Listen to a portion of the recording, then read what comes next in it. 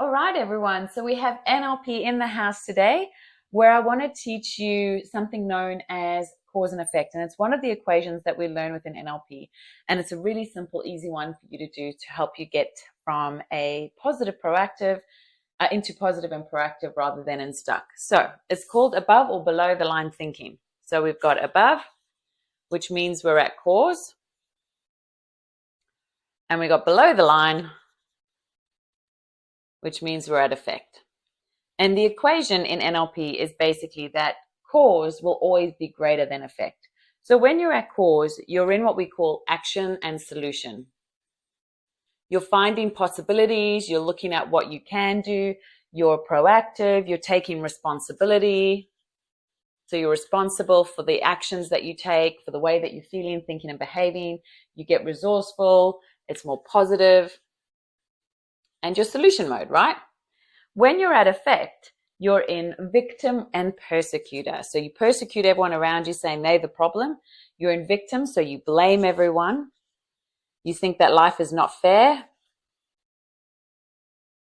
You maybe have gossiping going on. There's some pity parties happening. You're feeling angry.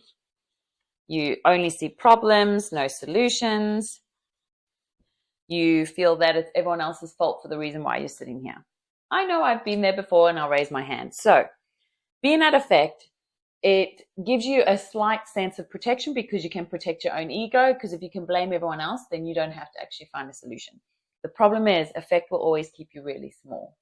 So if you find yourself sitting in effect into these moments here, you can very easily ask yourself, if I know that sitting in effect is going to keep me small and that cause is greater, what would be the thing I could do to get me to cause?